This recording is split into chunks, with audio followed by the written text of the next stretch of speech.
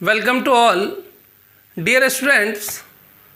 हम लोगों ने चैप्टर 3 के जो पिछले लेक्चर्स लिए हैं उनमें हमने ये समझा पेयर्स ऑफ लीनियर इक्वेशन के बारे में। दूसरा हम लोगों ने उसको सॉल्व करने की मेथड्स हमारे पास रही और उनमें हमने ग्राफिकल मेथड को भी जाना, एलिमिनेशन मेथड जाना, सब्स्टिट्यूशन को भी हमने करा। Now on today we will discuss about cross multiplication method. आज हम क्रॉस मल्टीप्लिकेशन मेथड को लेकर डिस्कस करेंगे। जनरल फॉर्म ऑफ इक्वेशन के बारे में आप जानते हैं। General form of equation a1x plus b1y plus c1 equal to 0। Second हमारे पास होती है a2x plus b2y plus c2 equal to 0। ये हमारे पास दोनों इक्वेशंस हैं, जनरल फॉर्म ऑफ इक्वेशंस हैं। System of pairs of linear equation की जो इक्वेशंस हैं ये उनके जनरल फॉर्म से हैं। अब बात आती है कि हम ये क्रॉस मल्टीप्लिकेशन को सॉल्व कैसे करेंगे। तो 3 कंडीशंस यहाँ अप्लाई होती है। हम उन तीनों कंडीशन को लेकर थोड़ा डिस्कस करेंगे। वैसे हम प्रीवियस लेक्चर्स में हम इनको बता चुके हैं कि कब यूनिक सोल्यूशन होता है, कब मैनी सोल्यूशन होता है और कब नो सोल्यूशन होता है। तीनों कंडीशंस आपके पास हैं। फिर भी एक रिवाइज में आपको फिर करा रहा हूँ। If a1 upon a2 does not equal to b1 upon b2, जब ratio of a1 upon a2 मतलब a1 अपॉन a2 का जब हम फाइंड करेंगे और उनका जो रेशो देखेंगे, ratio of a1 upon a2 does not equal to b1 upon b2, जब a1 अपॉन a2 का रेशो b1 अपॉन b2 के रेशो के इक्वल नहीं हो, then system will have unique solution. तब ऐसी कंडीशन हो तो यूनिक सॉल्यूशंस होते हैं। और जो यूनिक सॉल्यूशन का मतलब ही सीधा सीधा यूनिक होगा, मतलब एक फिक्स वैल्यू होगी, definite value of x and y. X और वाई की डेफिनेट वैल्यू होगी, कब होगी? When a1 upon a2 does not equal to b1 upon b2। इस कंडीशन में जब आप देखेंगे तो उस सिस्टम ऑफ इक्वेशन में x और y की यूनिक सॉल्यूशन होगी, मतलब डेफिनेट उसकी वैल्यूज हमें मिलेगी। सेकेंड में हम देखें a1 upon a2 equal to b1 upon b2 equal to c1 upon c2। जब ऐसी पॉसिबिलिटीज़ हो, ऐसी संभावना हो, ऐसी कंडीशंस हमारे पास हो कि a1 upon a2 equal to b1 upon b2 equal to c1 upon c2, उस कंडीशन में then system will have many solution.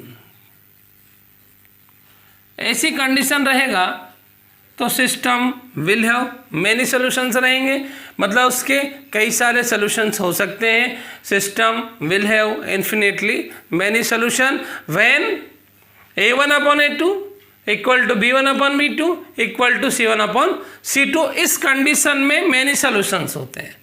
Third condition हमारे पास रहेगी if a1 upon a2 is equal to b1 upon b2 but does not equal to c1 upon c2। अब ये condition हो कि a1 upon a2 का ratio b1 upon b2 के ratio के इक्वल हो but does not equal to हो c1 upon c2 के रेशो, देन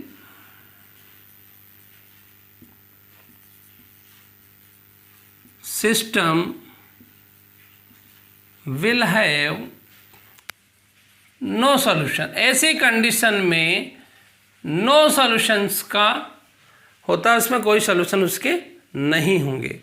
अब ये बात है कि सॉल्यूशन नहीं होंगे तो ये एंड हो जाएगा। आपको मालूम है जब सोल्यूशन ही नहीं तो हम उसको सॉल्व नहीं कर पाएंगे। बात आती है मैंने की जिसके बहुत सारे सोल्यूशन है तो भी हम उसको वहीं पे एंड कर देंगे। अब बात केवल आती है घूम फिर कर यूनिक सोल्यूशन पर। जब यूनिक की कंडीशन हो तो इसमें जब भी पूछा जाएगा आपको सबसे पहले ये पूछा जाएगा कि system will have many solution or unique solution or no solution. If the system will have unique solution then find out the value of x and y. जब यूनिक होगा तो आपको एक्स और वाई की वैल्यू पूछी जाएगी, वरना आपको कहा जाएगा कि सिस्टम की मैनी है तो आप मैनी बताइए कि मैनी सॉल्यूशन है। नो सॉल्यूशन होगा तो हम उसको नो सॉल्यूशन बोल देंगे। अब कंडीशन आती है यूनिक की तो हमें यूनिक सॉल्यूशन को फाइंड आउट करने को पूछा जाता है। अब बात करें कि how can we find the unique solution of system of equation, कैसे कर सकते हैं।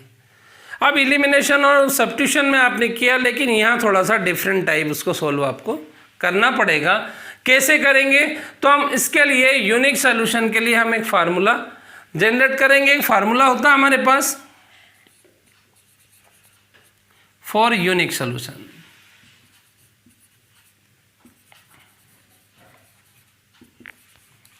हम जब फार्मूला इसके लिए देखेंगे तो मैं इसके लिए फार्मूला आपको बता रहा हूँ। आपको क्या करना है, यहाँ आप x लेंगे, फिर आप y लेंगे और इधर आप 1 लेंगे। अपॉन में आपको BC लिखना है, फिर आप इसके अपॉन में CA लिखेंगे। ऑर्डर से चलेंगे आप, BC C से एंड हुआ, फिर आपने CA लिखा।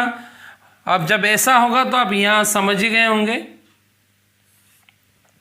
कि यहाँ आपको AB होना चाहिए। मैंने कहा ऑर्डर में चलेगा, BC 2 से शुरू करेंगे, BC CA और AB के फॉर्म में आप लिखेंगे और फिर इनकी इक्वलिटी करेंगे। आप इनको इक्वल के सिंबल लगाएंगे, इनमें इक्वलिटीज की करना आपको, और फिर आपको BC माइनस BC करना है। कोई डाउट नहीं है, BC माइनस BC लिखें x के अपॉन में, आप y के अपॉन में CA माइनस CA लिखें, और AB 1 के अपॉन में AB माइनस आप AB के रूप में लिखें। फिर इनमें 12 और 21 आपको प्लॉट करना है। पहले BC में आपको 12 लिखना है, सेकेंड वाले में आप 21 करेंगे। फिर आप 1 2 2 1 सेम इधर लिखेंगे, 1 2 2 1। इस तरह से हमें एक फार्मूला मिल रहा है x upon B1 C2 minus B2 C1 equal to y upon C1 A2 minus C2 A1 equal to 1 upon A1 B2 minus A2 B1। अभी जो फार्मूला आपके पास है, इस फार्मूले में जब आप यहाँ से जो भी आपको इक्वेशन दिया रहेगा, उस इक्वेशन की जो भी वैल्यूज़ रहेंगी A1 B1 C1 A2 B2 C2, यदि आप इसके अंदर प्लॉट करेंगे, इसके अंदर उसको पुट करेंगे तो हम आसानी से x और y की वैल्यू को फाइंड कर सकते हैं। क्योंकि इसके हम कुछ एग्जाम्पल भी लेंगे, इसलिए आपको वहाँ बताया जाएगा कैसे आप फाइंड इसको करेंगे। अब बात आती है कि ये फार्मूले में ये बना कैसे, तो थोड़ा सा मैं इसको आपको इस फार्मूले को बता रहा हूँ। आपको इसके लिए एक ऑर्डर है जो आपको ध्यान रखना है, 2 3 1 2। ये इसका एक ऑर्डर रहेगा, इस ऑर्डर से ये फार्मूला बना है। आप देखें ज़रा, यहाँ आप देखें सेकेंड नंबर पे B है और थर्ड नंबर पे कांस्टेंट टर्म है और फर्स्ट नंबर पे A है। इसका मतलब है पहले B लिखना है, B C A और B, ये इसका ऑर्डर है। 2 3 1 2 लिखने का मतलब है हमें क्या लिखना है, B C A और B। देखो अब कैसे करना है। हमने लिखा B, फिर हम क्या करना है, C हो गया, फिर 1 मीन्स A हो गया, फिर 2 मीन्स बी हो गया। सेम एज इट इज नीचे लिखना है आपको, बी सी ए और ये बी। अब पहले वाला जो है ये इक्वेशन फर्स्ट के लिए है, इसलिए आप कर सकते हैं इसको 1 1 2 इक्वेशन है तो पहले में आपको 1 इक्वेशन लिखना है, 1 के लिए करना है, सेकेंड में आप सब 2 कहेंगे। इस तरह से हम इनको लिख सकते हैं। अब आगे क्या करना है, मेथड का नाम जैसे आपको क्या है, क्रॉस मल्टीप्लिकेशन है, और ये 1 के जो भी हैं वो ये प्लस रहेंगे और ये जो रहेगा ये माइनस के रूप में रहेंगे। और क्रॉस मल्टीप्लिकेशन से सीधा मतलब है कि आपको ऐसे क्रॉस मल्टीप्लाई करना है जी, फिर आपको ये क्रॉस मल्टीप्लाई करना है।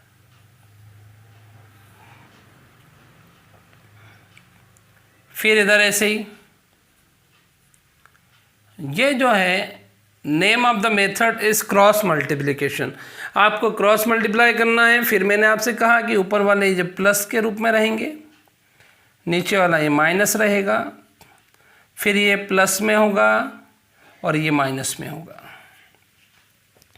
अब ये जो पोर्शन रहेगा ये एक्स के लिए रहेगा, ये सेकेंड वाला जो है ये वाई के लिए रहेगा, और ये वाला जो है ये 1 के लिए रहेगा। और वही आपको इनमें इक्वलिटीज करना है, इसके इक्वल ये रहेगा और इसके इक्वल ये, इक्वलिटीज आपको करना है।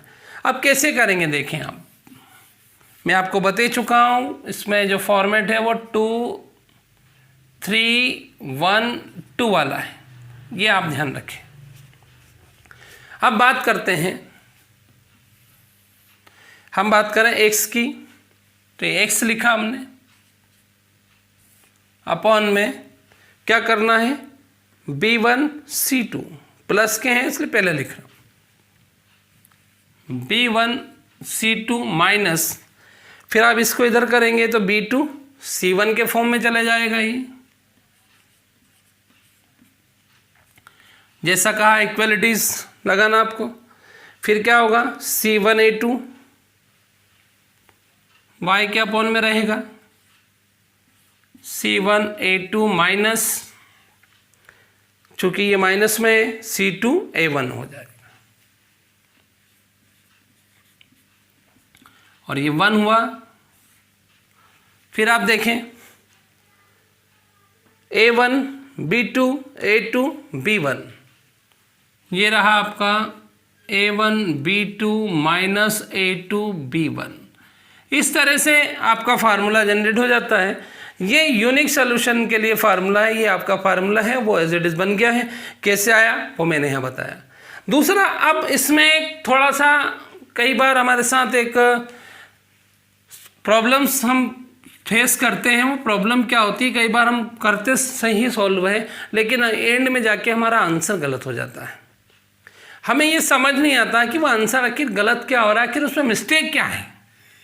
बार बार देखने के बाद मिस्टेक हम नहीं देख पाते हैं कि आखिर मिस्टेक क्या हो रहा है, क्योंकि फार्मूला हमने सही लगाया लेकिन आंसर हमारा फिर भी गलत आ रहा है। वो उस कंडीशन में होता है जब हमारा इक्वेशन का फॉर्मेट हो ये नहीं होता है। थोड़ा सा इक्वेशन वही रहेंगी, pairs of linear equation in two variables से पूरी वही है, लेकिन थोड़ा चेंज होता है। वो चेंज क्या है उसके बारे में देखिए आप। a1x प्लस b1y और इक्वल टू c1 होता है। इस तरह की इक्वेशन हमारे पास कई बार देखने को मिलती है और कई बार ऐसी इक्वेशंस होती हैं, और ये डेफिनेटली करेक्ट है, इसमें कोई कन्फ्यूजन नहीं है। अब जब ऐसी कंडीशन में हमारे पास इक्वेशंस हों, ऐसी कंडीशन में हो, तो प्रॉब्लम कुछ नहीं है। ये भी इक्वेशन वही है, पेयर्स ऑफ लीनियर इक्वेशंस हैं दोनों, और ये भी पेयर्स ऑफ लीनियर इक्वेशन है। अब डिफरेंस क्या है, डिफरेंस ये है कि कांस्टेंट टर्म इसमें क्या है, इधर है, और इसमें कांस्टेंट टर्म जो है वो आरएचएस साइड पर है। अब यहाँ से एक प्रॉब्लम खड़ी हो जाती है। हमने फार्मूला ये पढ़ा, और इक्वेशन हमने ऐसा रखा, और ऐसा ही रखने पे हम जब इस फार्मूले से सॉल्व करते हैं तो हमारे जो एक्स और वाई की जो वैल्यूज़ आती हैं, या दो वेरिएबल जो भी दिए उनके वैल्यूज़ जो आती हैं उनके साइन चेंज हो जाते हैं।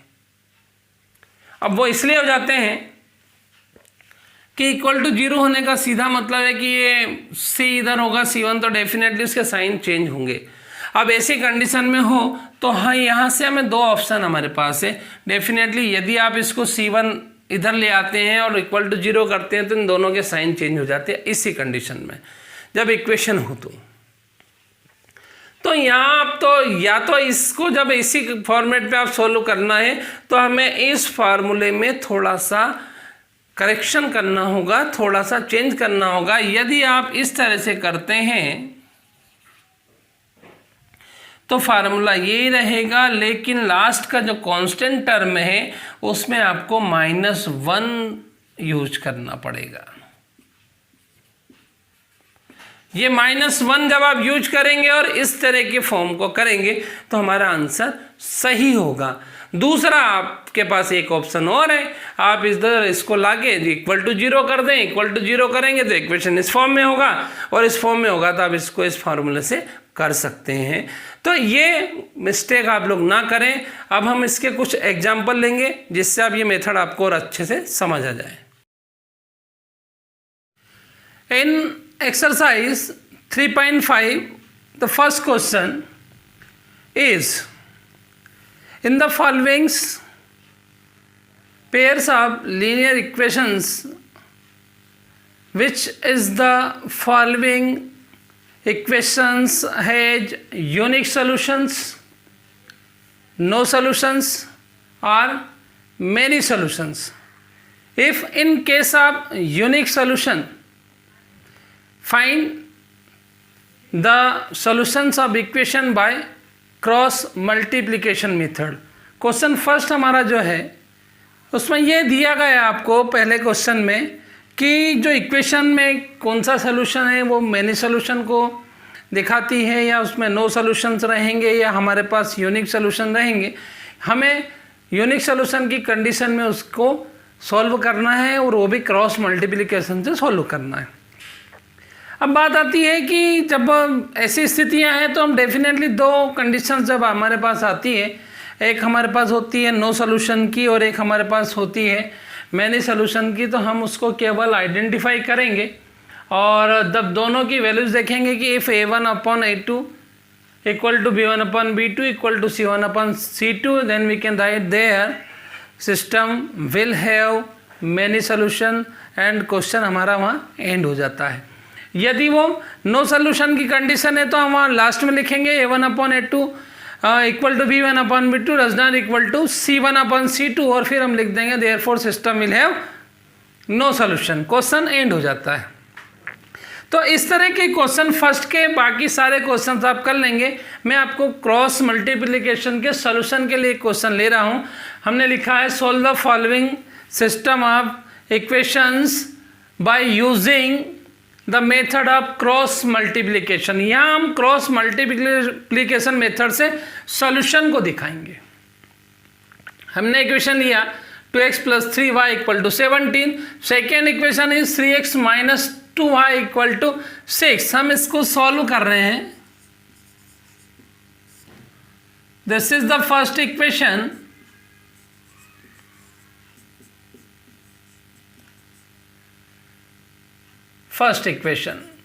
and this is second equation.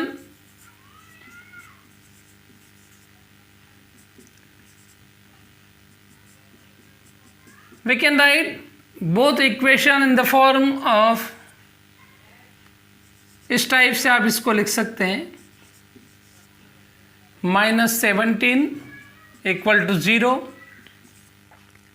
and 3x - 2y - 6 = 0।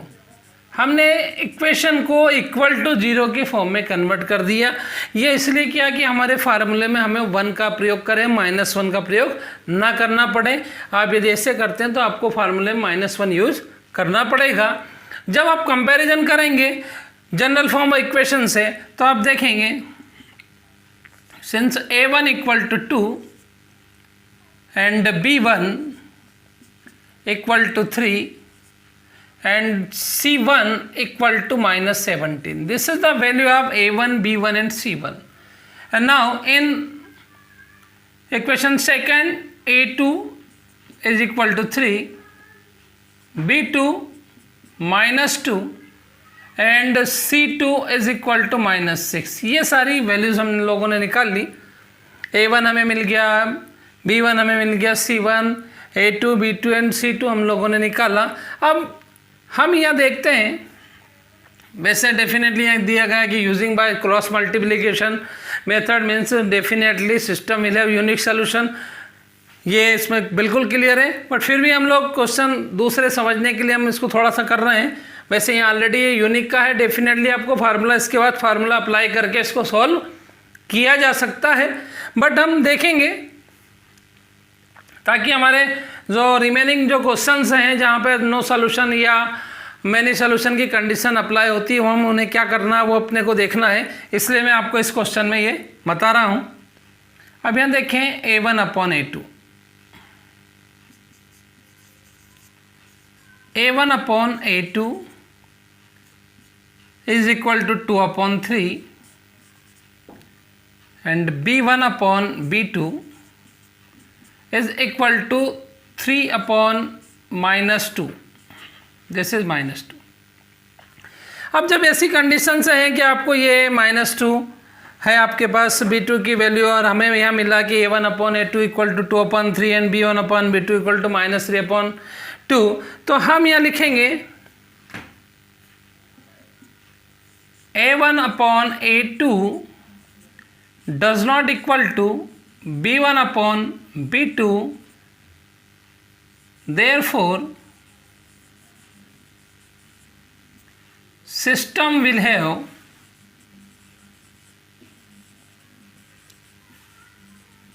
have unique solution.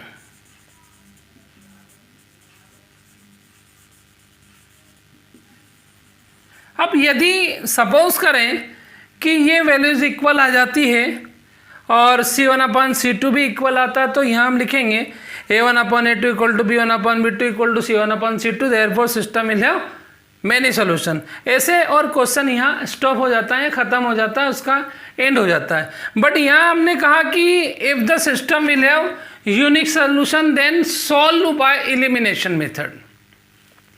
यदि यूनिक होगा तो उसे आपको एलिमिनेशन से सॉल्व करना होगा.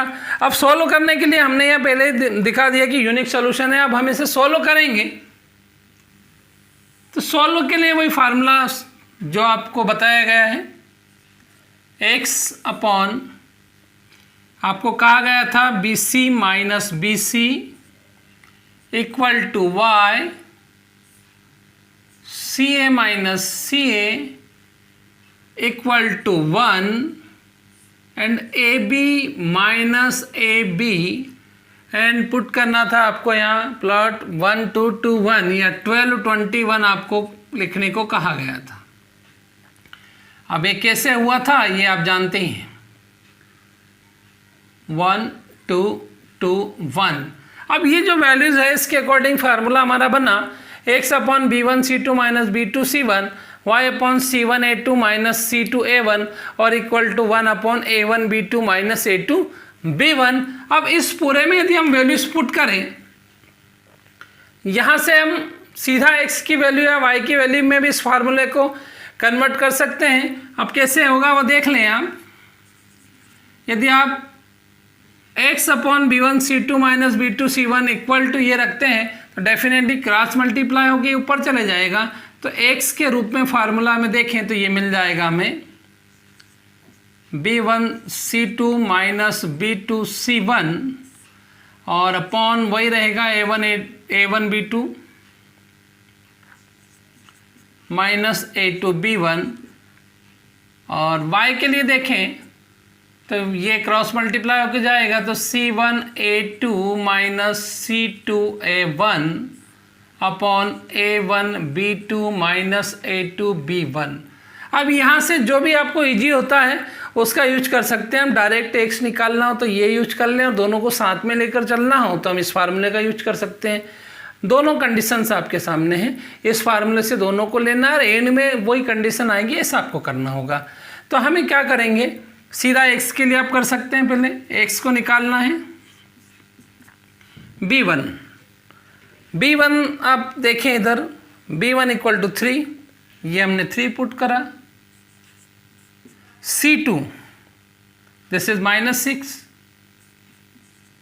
Minus b2 is -2 and C1 is -17। ये वैल्यूज पुट कर दी हमने। A1 2 हुआ, B2 -2, A2 is 3 and B1 is also 3. Solve -18 minus into minus plus, plus into minus minus, 17 2s are 34 upon this is -4 and -9, both are negative, so addition between them, so added them, then -52 and also adding 13, so 52 divided by 13, x equal to 4. This is the value of x. ये हमें x की value हुई। Similarly जब आप y की value find करेंगे, y equal to C1, again आपको put करना है। C1 is -17, this is -17, multiply A2 is 3, this is 3, minus C2 is -6 and A1 is 2. No any change in denominator of x and y, so definitely -13. This is -13. So y 17 3 ja 51, minus into minus plus 6 2 ja 12 upon -13. Then y is equal to -51 plus 12. Okay, bigger number is minus sign, then minus 39, because 51 minus 12 is 39, and divide by 13, cancel out करेंगे, 13 3 जा 39, this is the value of y. So therefore the unique solutions of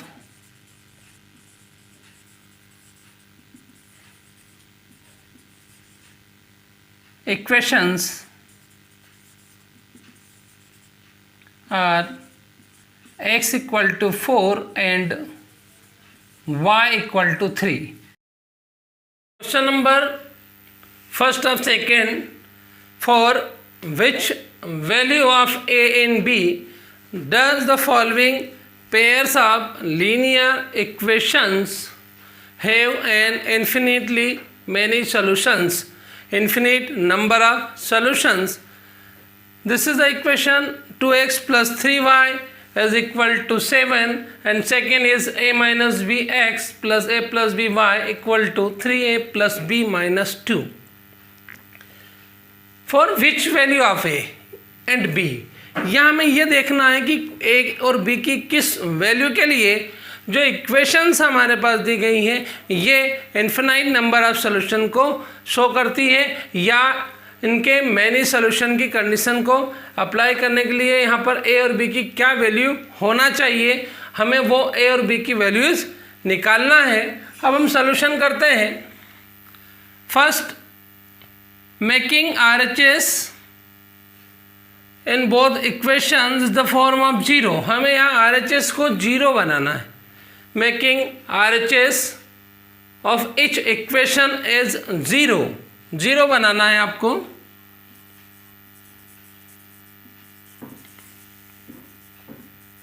RHS of each equation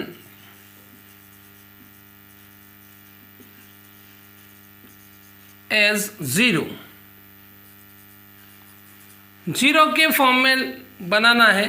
so 2x plus 3y and -7 equal to 0। First equation का RHS हमने 0 में कर दिया। Second equation को फिर आप देखें, a minus b x plus a plus b y minus 3a plus b minus b 2 equal to 0।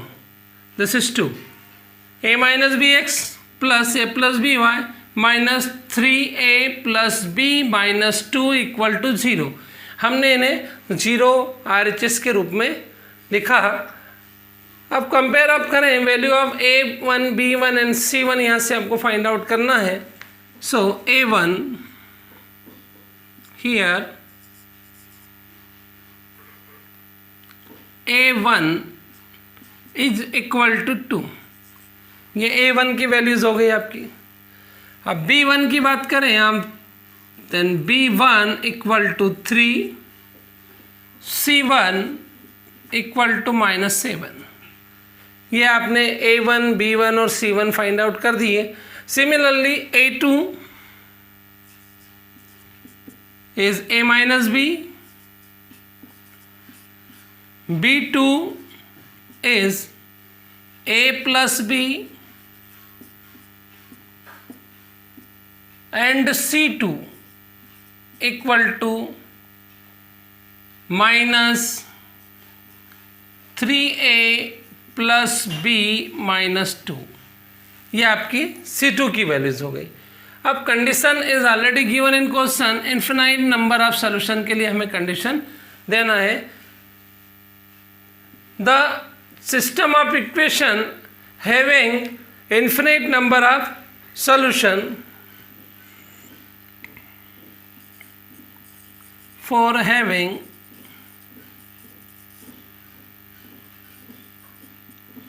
the equations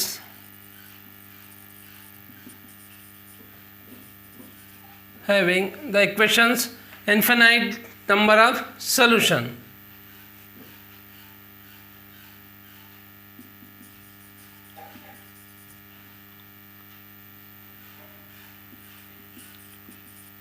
infinite number of solutions।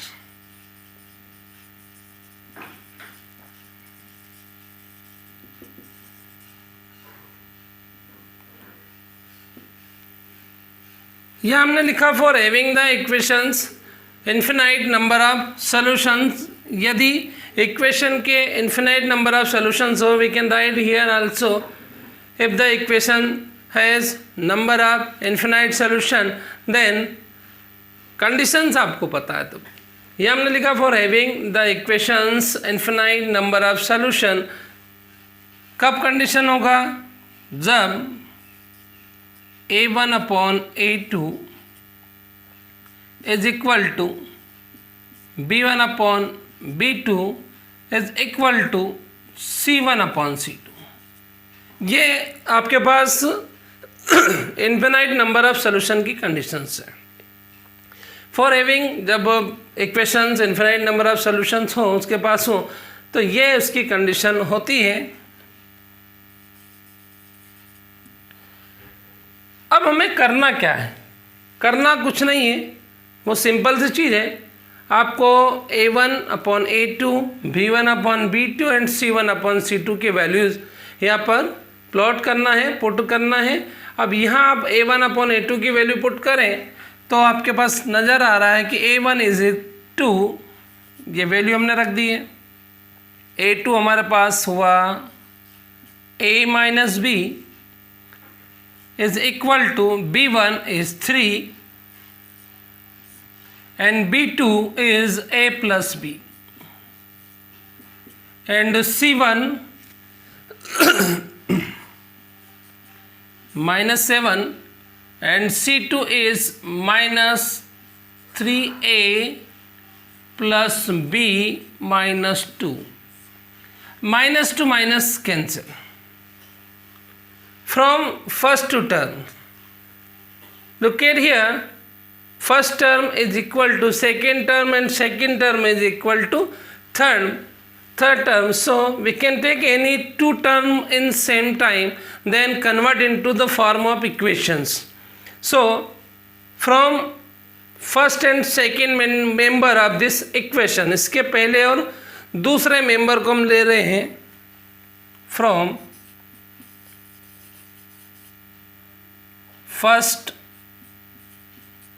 And second member of this equation.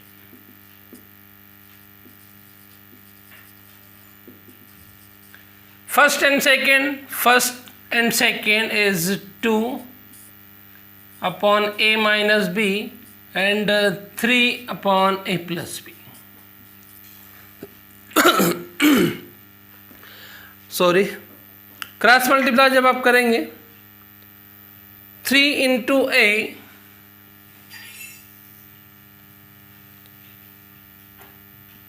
into A or A into 3 is 3A here, minus B multiply 3 minus 3B equal to 2 into A 2A plus 2B. By transposition 3A minus 3B minus 2A minus 2B is equal to 0. 3A minus 2A, definitely A, because this is plus and minus, so we get here A minus 3B minus 2B is 5B. No any constant term here, यहाँ पर कोई भी constant term नहीं है. So जब constant term नहीं होता है तो हम 0 यूज कर सकते हैं, is equal to 0, equation number first. And from second and third, second and third भी ले सकते हैं आप, दूसरा आप फर्स्ट और थर्ड भी ले सकते हैं. इट्स कम्प्लीटली यूर थिंकिंग, ये आपकी सोच है, आप क्या लेना चाह रहे हैं आपके ऊपर डिपेंड करता है. हम सेकेंड और थर्ड ले रहे हैं. From second and third member of equation,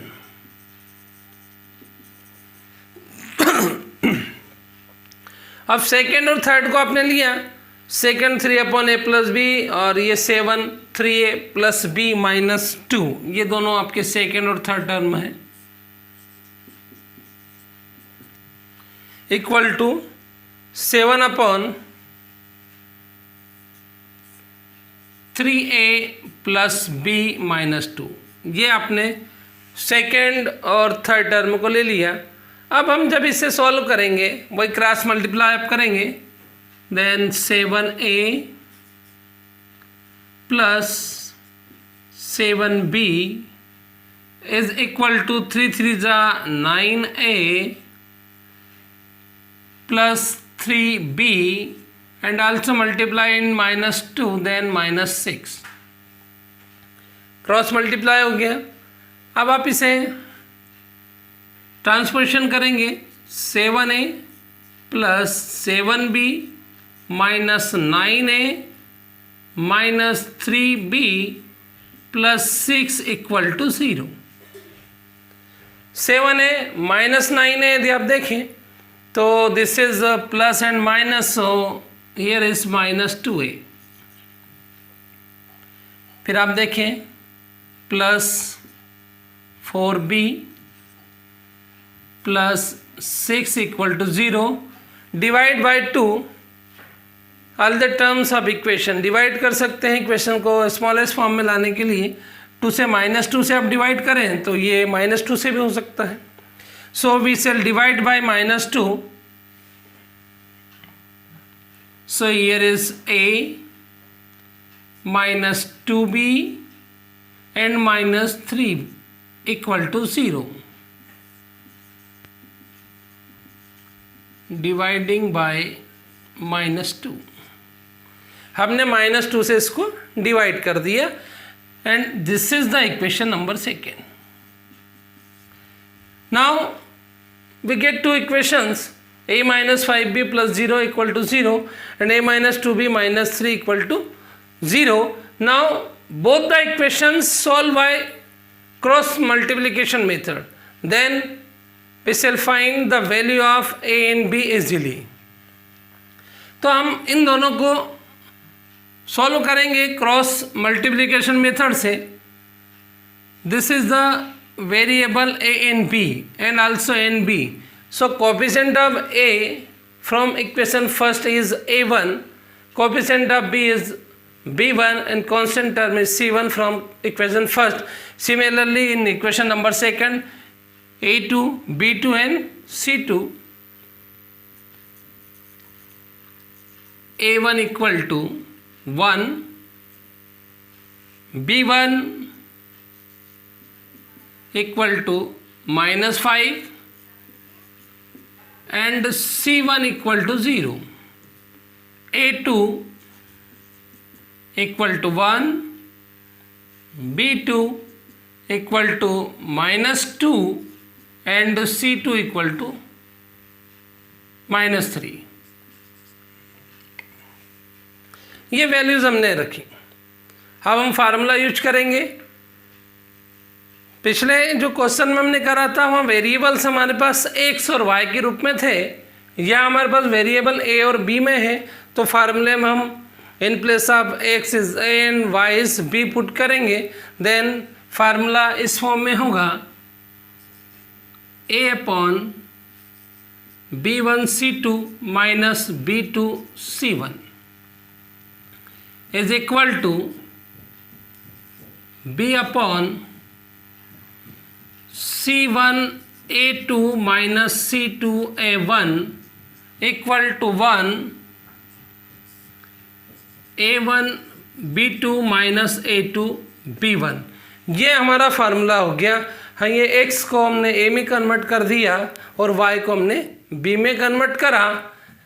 अब आप वैल्यू पुट करेंगे. a is no change. In place of b1, this is the value of b1 is -5. So b1 is -5 multiply c2. c2 is -3 minus b2 is -2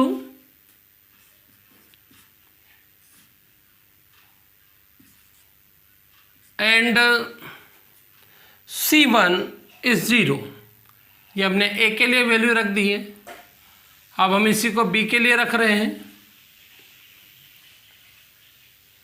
equal to b upon c1. c1 is 0, a2 is 1 minus c2 is -3 and a1 is also 1 and is equal to 1.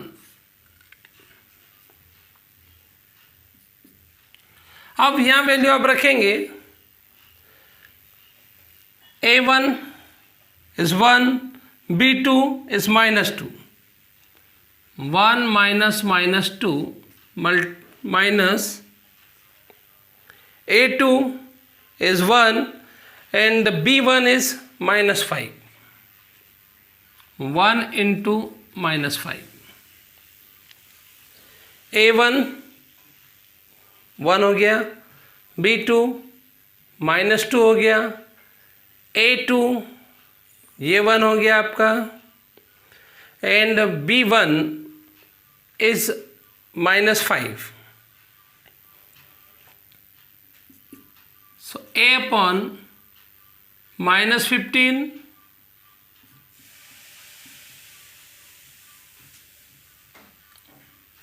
equal -15 and minus into minus plus and 0 multiply any number then 0, so -15 here equal to b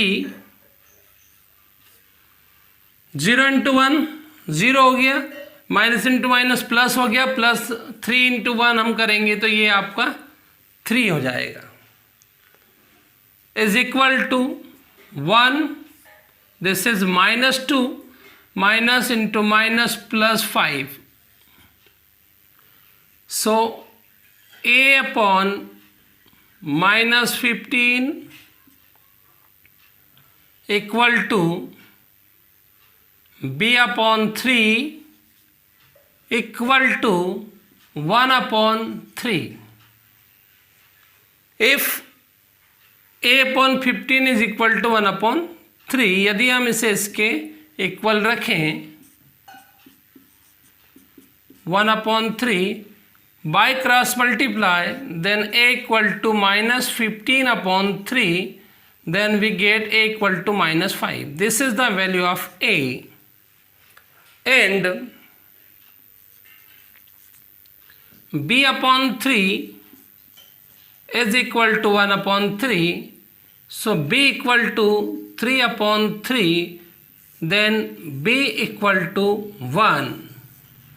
Hence the required value of a is -5 and b is 1 in following equations. Okay. Question number 2 from question 2. For which value of k will the following pairs of linear equations have no solutions. अब हमने first में देखा कि infinite number of solution के बारे में ए और B की वैल्यू आपको फाइंड आउट करना था। यहाँ कंडीशंस आपको नो सॉल्यूशंस वाले अप्लाई करना है, क्योंकि यहाँ पर उन्होंने कहा कि for which value of k will the following pairs of linear equation have no solution. अब यहाँ equation 3x + y = 1, again 2k - 1x k - 1y = 2k + 1 के फॉर्म में है। हम क्या करेंगे, making RHS each equations as 0, वही आप दोनों के RHS को 0 के फॉर्म में बनाएंगे, तो आप 0 में इसको कन्वर्ट करेंगे तो वी कैन राइट हियर, आप ऐसा लिख सकते हैं 3x + y - 1 = 0। सेम आप इसको जब करेंगे 0 के equal 2k - 1 × x plus k - 1 y minus 2k + 1 = 0। हमने दोनों को 0 में बना दिया। अब a1 b1 c1 आप फाइंड आउट करेंगे। Here a1 = 3, b1 = 1 and c1 = -1। हमने a1, b1 और c1 यहाँ से फाइंड किए। सिमिलरली आप a2, b2 और c2 भी यहाँ निकालेंगे, तो a2 = 2k - 1, b2 = k - 1 and c2 2k + 1 minus के साथ में। This is the values of for no solutions. अब यहाँ हमने कहा कि नो सॉल्यूशन की कंडीशन है, तो हम ये लिखेंगे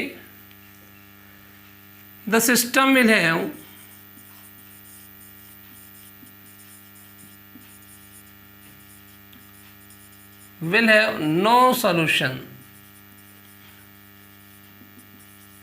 no solution when, कब होता है सिस्टम का नो सॉल्यूशन होगा, कब होगा, when a1 upon a2 is equal to b1 upon b2 and does not equal to C1/C2। इस कंडीशन में आप जानते हैं सिस्टम का नो सॉल्यूशन होता है।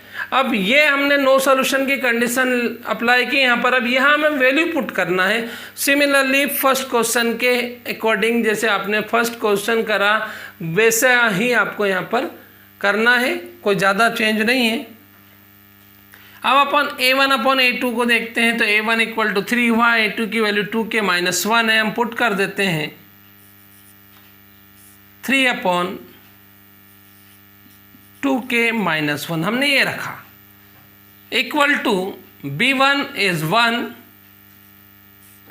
And B2 is k -1 and C1 is -1 and -2k +1, minus to minus cancel out किया from first and second member of above statement. हम इन दोनों जो ये स्टेटमेंट हमारे पास है इसके पहले दो मेंबर को लेकर इसको सॉल्व आउट करेंगे। तो लिखेंगे from first and second member of above statement.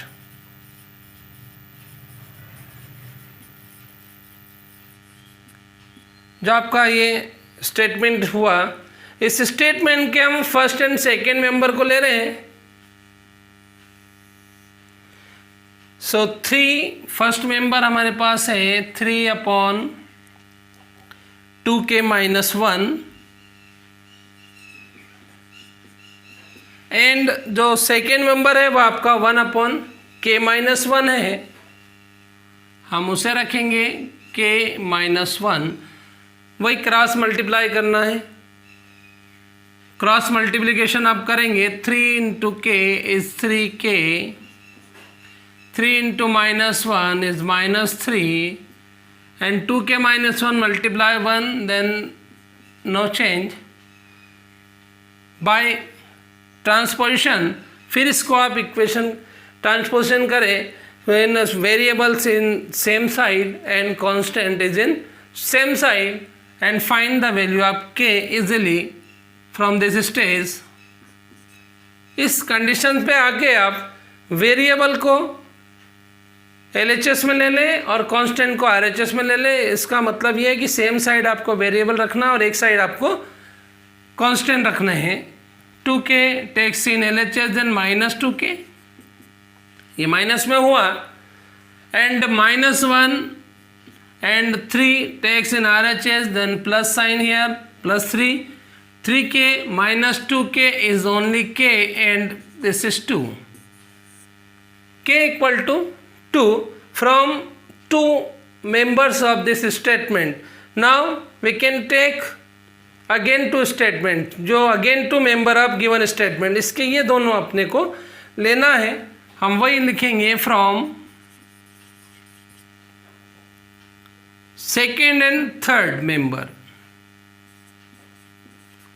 second and third member of above statement।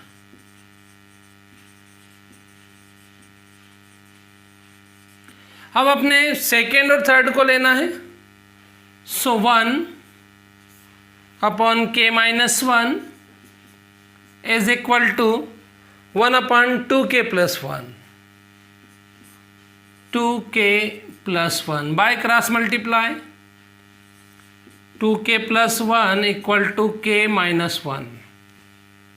Transposition करेंगे 2k -k and -1 -1, this is k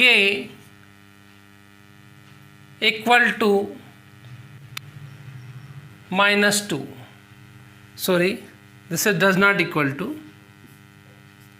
ये हमारे पास कंडीशंस आई कि k does not equal to -2 if we shall put the value of k here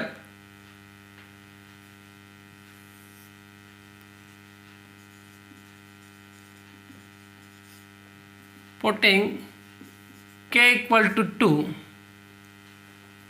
then 2 does not equal to -2। यदि हम इस k को, ये जो वैल्यू पुट कर रहे हैं, k की वैल्यू हमने पुट की तो definitely does not equal to आ रहा है। इट इज ट्रू, ये बिल्कुल करेक्ट है, इट इज ट्रू, ये रिलेशन बिल्कुल ट्रू हो रहा है। So we can say value of k is 2। इसलिए हम कह सकते हैं कि k की जो वैल्यू है वो 2 होगी, क्योंकि ये जो रिलेशन आपका आ रहा है इसके ट्रू आ रहा है। बिकॉज सर्टन आपको मालूम ही है कि हमने दे रखा 2 does not equal to -2, it is true है, बिल्कुल ट्रू है ये।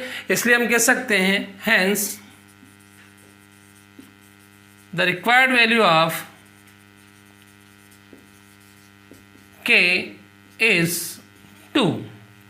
ये आपकी k की वैल्यू होगी। That's all.